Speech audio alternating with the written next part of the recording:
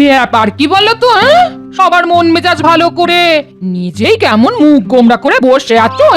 না না, গোমরা কোথায়? মুখ তো আমার এরকমই, একেবারে হাড়ির মতো। এই দেখো দেখো দেখো, এসব হাবি জাবি কথা বলে তুমি আমাকে টুপি পরাতে পারবে না। হ্যাঁ, সে কি করে পারবো বলো? যে আগে থেকেই টুপি পরে আছে তাকে কি আর নতুন করে টুপি পরানো যায় গিন্নি? তার মানে আমি বোকা আর যত বুদ্ধি সব তোমার? মানে যা করার সব তো তুমিই করছো, আমি তো শুধু শুনছি আর ভাবছি। কি আমার সভাসদরা তাহলে রোগে ভোগে ক্লান্ত? শরীরটাকে কিভাবে চাঙ্গা রাখা যায় আর মনটাকে কিভাবে ফুরফুরে রাখা যায় সেটা কি আর সবাই জানে মহারাজ? তো সেটা কি তুমি জানো? অবশ্যই জানি, আর জানি বলেই তো কেমন টাট্টু ঘোড়ার মতো এই বয়সেও লাফালাফি করি। সে কি আর আপনি এমনি করেন মন্ত্রী মশাই? ধান্দা ছাড়া কোনো কাজ করার বান্দা তো আপনি নন। ব্যাস, আসতে না আসতেই ফাটা ঢাক পেটাতে শুরু করে দিল। ঢাক ফাটা না গোটা সেটা তো যার ঢাক সেই জানে, তবে আপনি যেমন মাছের তেলে মাছ ভেজে চালাচ্ছেন তেমনই চালিয়ে যান। এর মধ্যে আবার মাছ ভাজা কোথা থেকে এলো? দেখছো তো সবাই কেমন মুখ ঝুলিয়ে গাল ফুলিয়ে বসে আছে। ওমা, তাই তো। তো ব্যাপারটা কি? নাও নাও, এবার তোমার জন্যে তাহলে আমি আবার প্রথম থেকে শুরু করি। না না, আপনি শুরু করবেন কেন? যাদের ব্যাপার তারাই বলবে। উমা, গোপালের কি জানার ইচ্ছে, কিন্তু আমার মুখ তো ভীষণ তেতো, খেয়েছি যেন উঠছে। সে কি খামোখা উচ্ছে খেতে গেলে কেন? সে কি, আমি সত্যি সত্যি খেয়েছি নাকি? আমার বউ ভীষণ খরুচে, তাই আমার মেজাজ গেছে খিচড়ে। বুঝলাম। তা সেনাপতির কি ব্যাপার? আপনার কি অস্ত্রে পড়েছে মরছে? না না, আমাকে ঘাঁটিও না গোপাল।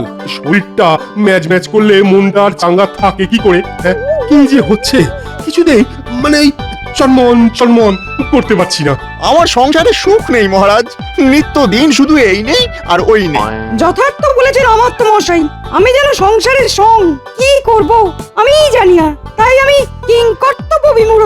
হ্যাঁ, আমিও গিন্নির জ্বালায় একেবারে ঝালাপালা হয়ে যাচ্ছি মহারাজ। ঘরে শান্তি নেই, মনে সুখ নেই। ও বাবা, এ তো দেখছি সবাই নিজের নিজের ফর্দ জমা দিয়ে দিল। না না, পারলে গোপালই পারে এদের সবার মন মেজাজ ভালো করতে। ভাবো ভাবো গোপাল, কি করে এদের সবার মুখে হাসি ফোটানো যায়। বেশ মহারাজ, তাই হবে। আপনি যখন বলছেন তখন কিছু না কিছু একটা উপায় তো বের করতেই হবে মহারাজ।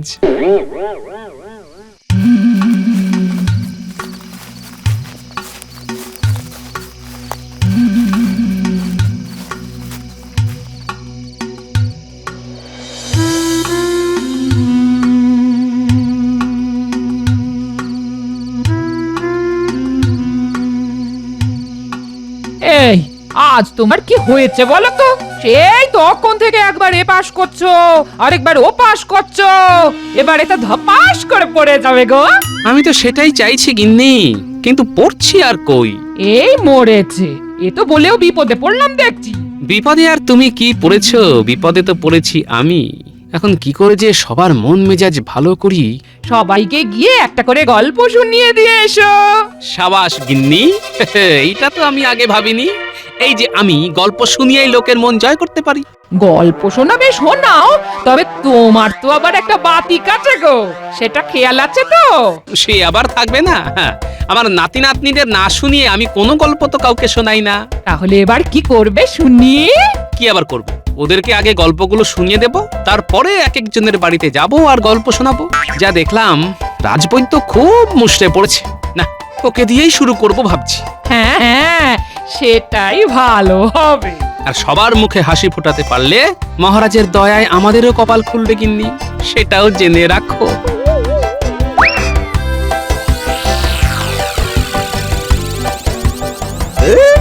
ভেবেছিলাম গোপাল দাদার বাড়িতে সিঁধি কেটে বড় দাও মারবো, কিন্তু এখন তো দেখছি সিঁধ না কেটেই ট্যাঁকে মোহর ঢুকবে।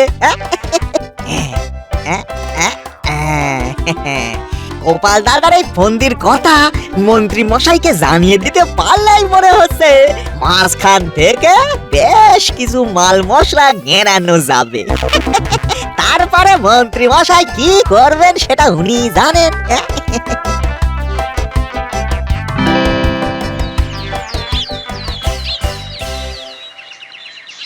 কি ব্যাপার মন্ত্রী মশাই, আজ যেন আপনি একেবারে খুশিতে লুটোপুটি খাচ্ছেন। মনে হচ্ছে গোপাল ফাঁদে পড়েছে। ফাঁদ বলে ফাঁদ, একেবারে মক্ষম ফাঁদ। এবার দেখি গোপাল সবার মুখে কি করে হাসি ফোটায়। গোপাল দাদা তো কায়দা বের করে ফেলেছে। হ্যাঁ, সে কি বের করে ফেলেছে? কিন্তু কায়দাটা কি? সেইটা বলতেই তো ছুটে ছুটে এসেছি। তবে তার জন্য যে আপনার ট্যাগ একটু হালকা করতে হবে মন্ত্রী মশাই। না না, পাওনা গন্ডা নিয়ে ভাবতে হবে না, সেসব ঠিক বুঝিয়ে দেব। তাইলে শুনুন, গোপাল দাদা আগে বাচ্চাদের গল্পগুলো শোনাবে, তারপর সেই গল্প সবার বাড়ি বাড়ি গিয়ে একদিন শোনাবে। হ্যাঁ, তাই নাকি? বেশ বেশ, তাহলে গোপাল ডালে ডালে যাক, আমি পাতায় পাতায় যাবার কাজটা সেরে ফেলছি। শোন বটা ঘটা, তোদের কিন্তু একটা কাজ করতে হবে। ব্যাস ব্যাস ব্যাস, সকাল থেকে কাজকর্ম শিখে তুলে দিয়ে বনের মোষ তাড়াতে বসে পড়লো। ব্যাস, তা করলে আমার হবে গিন্নি? আমাকে যে এখন বসে বসে টাটকা টাটকা গল্প বানাতে হবে। আর সেই সব গল্প আমাদের শোনাতে হবে। নাও নাও, শুরু করে দাও। শুভ কাজে দেরি করছো কেন গো? যাক, ঝড় কেটে গেছে, এবার তাহলে শুরু করি। তবে শোন, একটা ইঁদুর একদিন একটা হিরে কারবারির দোকানে গেল। ঘুরতে ঘুরতে সুযোগ বুঝে সে একটা হিরে খেয়ে নিল। ওহ, বেশ ধরিবাজ ইঁদুর তো। তারপর কি হলো? কিন্তু খেলে হবে কি, হীরের মালিক তো সেটা দেখে ফেললো। যেই না ইঁদুর পালালো, হীরের মালিক অমনি ইঁদুরটাকে মারার জন্য একজনকে ডেকে আনলো। যখন ইঁদুর শিকারী ইঁদুরের ডেরায় ইঁদুরকে মারতে পৌঁছলো, সে দেখলো হাজার হাজার ইঁদুর এক জায়গায় বসে আছে, শুধু একটা ইঁদুর একটু দূরে বসে আছে। বেশ মজার ব্যাপার তো। থামবে না দাদু, থামবে না, চালিয়ে যাও। আরে বাবা, তার জন্য তো একটু ধৈর্য ধরে বসতে হবে। তারপর যা বলছিলাম, কি রে, কতক্ষণ এরকম হাঁ করে দাঁড়িয়ে থাকবো? তোরা তো বলেছিলি পুচকে গুলো এই রাস্তা দিয়েই ফিরবে। ফিরবে তো বটেই, তবে যতক্ষণ না ফেরে ততক্ষণ হাঁটা না হয় বন্ধ করেই রাখুন। না হলে মশামাছি গিলে ফেললে আবার আমাদেরই দোষ হবে। যা যা, মেলা ফ্যাচ ফ্যাচ না করে পুঁচোগুলো আসছে কিনা দেখ।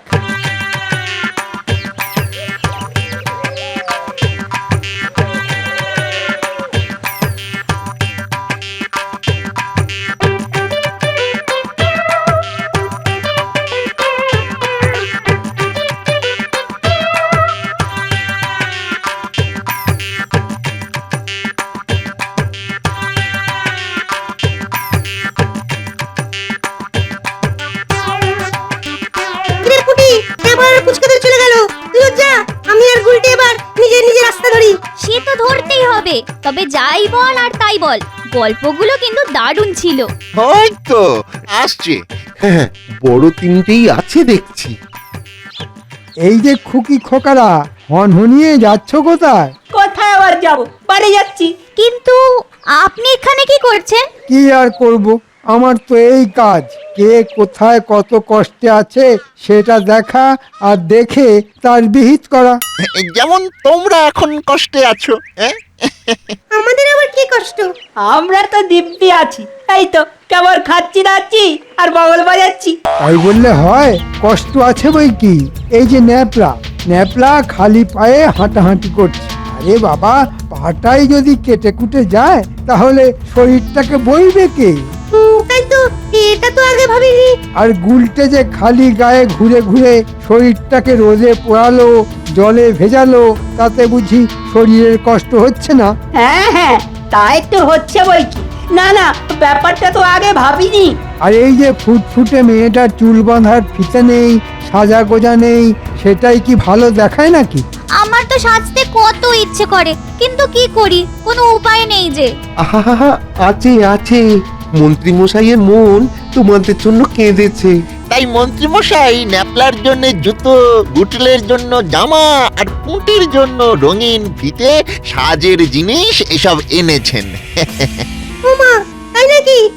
একটা জুতোর আমার খুব শখ ছিল। জামা পরলে না আমাকে দারুণ দেখতে লাগবে। দাঁড়া দাঁড়া, এখনো তো আমি সাজিইনি, তারপর না হয় আমাকে দেখবি। আচ্ছা বেশ বেশ, আমি যেমন তোমাদের শখ পূর্ণ করেছি, তেমনি তোমরাও আমার একটা শখ পূর্ণ করে দাও এবার। কি শখ মন্ত্রী মশাই? আমাদের মন্ত্রী মশাইয়ের খুব শখ গোপাল দাদার কাছে গল্প শুনবে কিন্তু সে তো আমাদের কিছুই বলে না। তাই তোমরা যে গল্পগুলো শুনেছ সেগুলো মন্ত্রী মশাইকে শুনিয়ে দাও তো। আর মন্ত্রী মশাইয়ের কাছ থেকে মনের মতন উপহার পাও। আরে বাস, ব্যাপারটা তো বেশ মজাদার। গল্প বললেই উপহার? হ্যাঁ, আমরা রাজি। আমার তো সব গল্প মনে আছে, আমি এক্ষুনি বলে দিতে পারি। তাহলে একে একে শুরু করে দাও দেখি খুকি খোকারা। তবে একটা কথা, এ খবর যেন তোমাদের দাদুর কানে না পৌঁছায়। তাহলে ওদিকে দাদু যাবে বিগড়ে। হ্যাঁ, আর এদিকে উপহার যাবে ফসকে।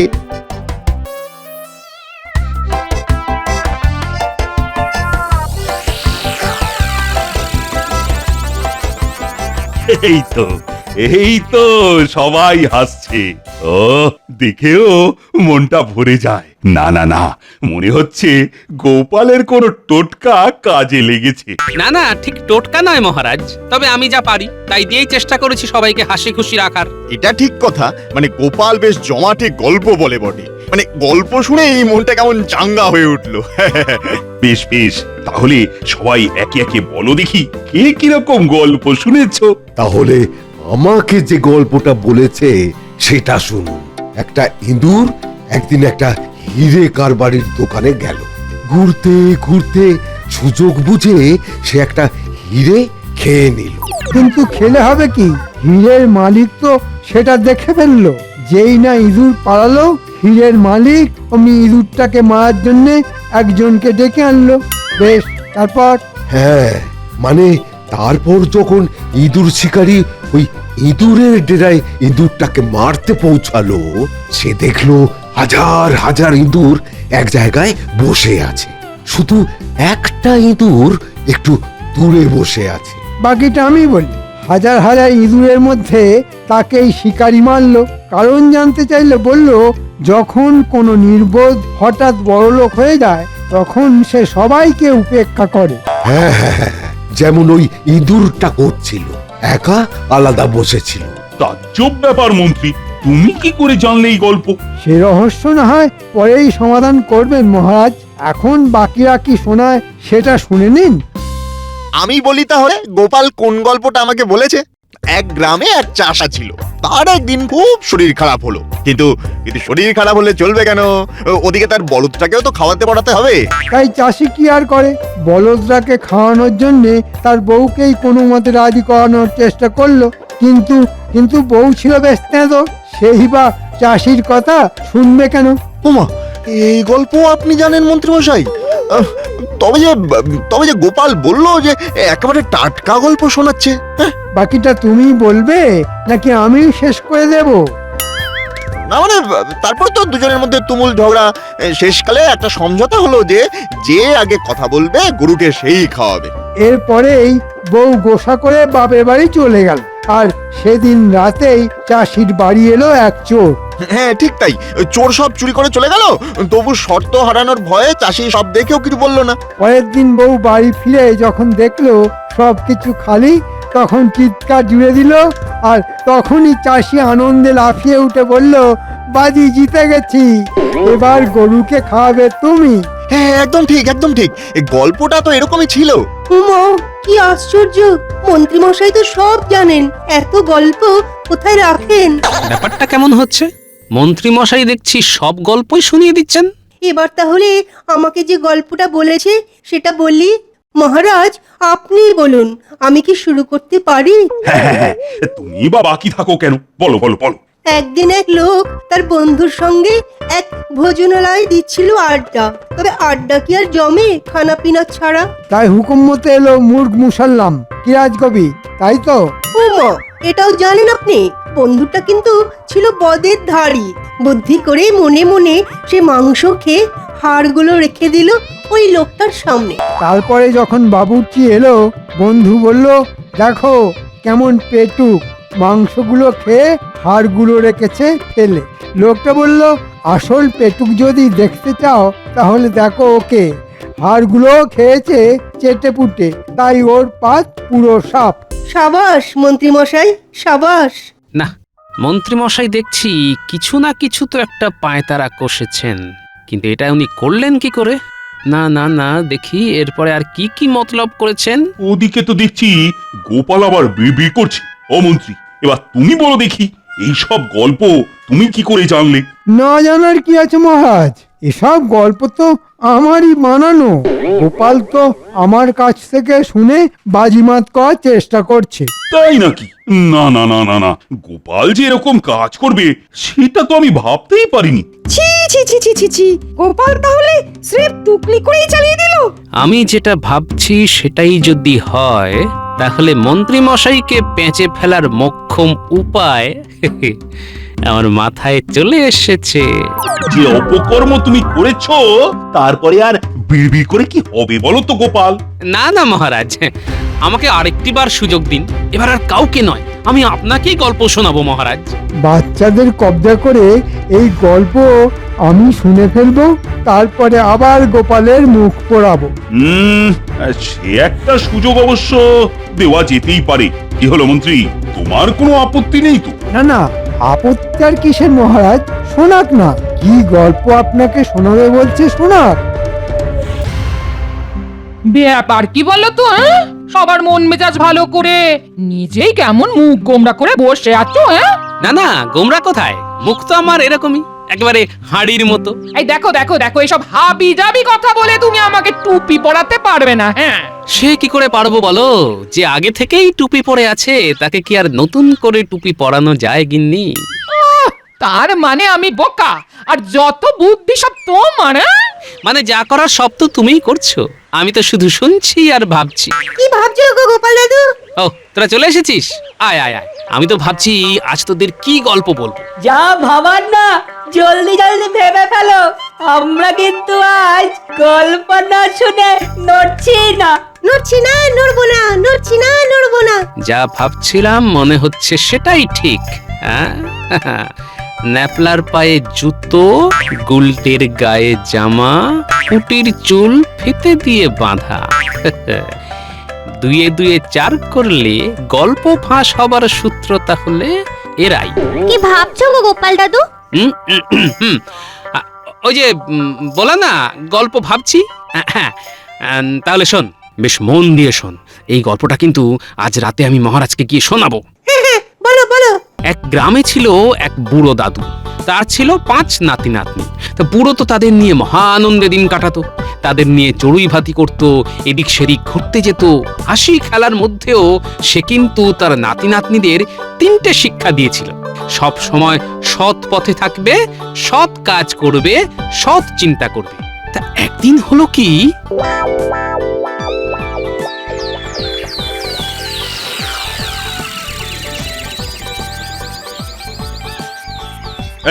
এই তো সবাই এসে গেছে দেখছি। সবাই কোথায় মহারাজ? এখনো তো পালের গোদাম বিয়ে মানে গোপালই আসেনি। তাই তো, কিন্তু গোপাল গেল কোথায়? কোথায় আর যাবে? দেখুন, গল্প মিলে যাবার ভয়ে কোথাও ঘাপটি মেরে বসে আছে। ঘাপটি মেরে কেন বসে থাকবো মন্ত্রী মশাই? আমি কি চোর না বাটপার?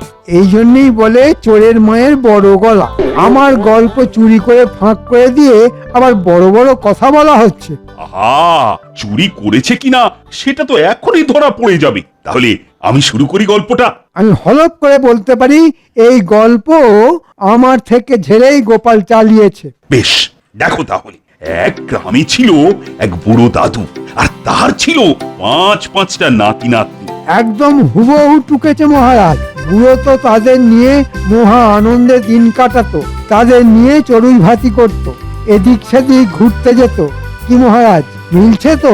হ্যাঁ, মিলে যাচ্ছে, এটাও তো মিলে যাচ্ছে গোপাল। গল্পের বাকিটা কিন্তু আমরা বলবো মহারাজ। এই মরেছে, এই কুঁচোগুলো আবার এখানে কি করছে? এরা কি আবার হাটে হাঁড়ি ভাঙবে নাকি? হাসি খেলার মধ্যেও সে কিন্তু তার নাতি নাতনিদের 3টে শিক্ষা দিয়েছিল। সব সময় সৎ পথে থাকবে, সৎ কাজ করবে, সৎ চিন্তা করবে। একদম মিলে যাচ্ছে, কিন্তু ব্যাপারটা কি? ব্যাপারটা একেবারে জলের মতো পরিষ্কার মহারাজ।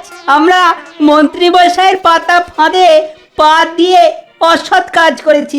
দাদু আমাদের না শুনিয়ে কাউকে গল্প বলে না, তাই এখানে সবাইকে যে গল্প বলেছে আমরা সেই গল্প অনেক আগেই শুনে নিয়েছিলাম। আর মন্ত্রীমশাই উপহার দেওয়ার লোভ দেখাতে সেই সব গল্প বলেও দিলাম। কিন্তু দাদুর শিক্ষা মনে পড়তেই আমরা আমাদের ভুলটাও বুঝতে পেরেছি, আর আমরা আমাদের ভুল শোধরাতে চলে এসেছি। আমাদের ক্ষমা করে দাও দাদু। আর এরকম ভুল কখনো করব না। ভুল তো মানুষ মাত্রই করে, তবে ভুল থেকে যে শিক্ষা নেয়, নিজেকে শুধরে নেয়, সেই তো আসল মানুষ। তোরা মানুষের মতো মানুষ হবি। আয় আয় আমার কাছে আয়। এই রে, এদিকে তো আমে দুধে মিশে গেল। এবার আমার কি হবে? না না মন্ত্রী, তুমি যা করেছো তার কোনো ক্ষমা নেই। শেষে কিনা বাচ্চাগুলোর মাথা চটকে নিজের স্বার্থ সিদ্ধি করতে চেয়েছিলে। শুরু করো, শুরু করো। এক্ষুনি বাচ্চাদের সামনে কান ধরে ওঠবস করা শুরু করো। আর তারপর তার আবার তারপর আমার কি মহারাজ? তারপর শুরু হবে তোমার গল্প বলা। টানা 7 দিন প্রাসাদের সামনে এক ঠ্যাঙে দাঁড়িয়ে তুমি গল্প বলে যাবে। হ্যাঁ, আর এই হলো তোমার শাস্তি। মরে যাব মহারাজ, এবারের মতো আমায় ছেড়ে দিন মহারাজ। করো, মরে যাব। এক্ষুনি ওঠবস শুরু করো। আর যতক্ষণ না থামতে বলছি করে যাবে।